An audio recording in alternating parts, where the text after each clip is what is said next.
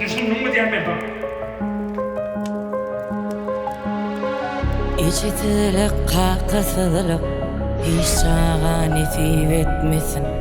Gül yali maşgalani hiç kim taşlap gitmesin. Kalk, sen hemçinin kulağın yok. Hemçinin kıyalı kucaklap getiren ol. Karakolluk ettin mi ya degdin mi gönlünü? Hem kıyalı bana sicik öküdü getiren ol. Ertirlik edin yadık, bilecek giyin yadık. Sonra muğra dordun sen meni mektelme çennin. Erledip yayına yadık, ecem bilen oyna yadık. Enne olsa gelin oğlum seni yıldan dana çennin. Gelsin hem geç gelyan, köplöncem iç geli. Üstünde başka maşgalan iyisi var kaka ya menden yadırdın mı? Enne gerek de mi oğlum? Beydime yalvarıyan dedi taşlamay kaka. Diri yetim demesinler, üstümden gülmesinler. Kakası taşlanmayıp den duşlamadan vermesinler. Vursunun sövdünün çıdayın min tayar kaka. Ağlayan kaka, yalvarıyan kaka. Can kakım, içimden sen ayrılma. Can kevem, on ellerin koy verme. Can balan, siz sebepli yetim kalır.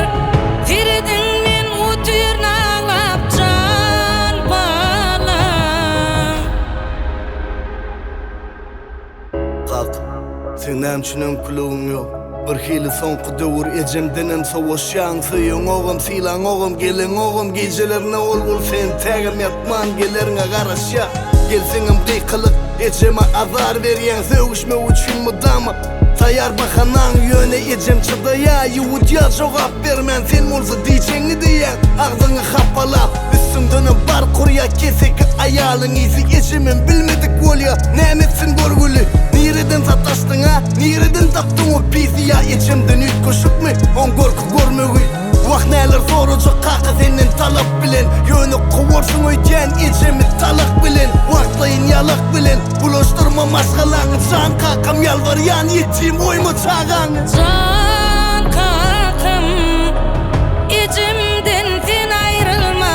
Can kevem, on ellerin koy verme. Can balan, siz sebepli yetim kalır. Tiridin min utur nağlap. Can balan. İçitilik kakısılık hiç çağa nesip etmesin.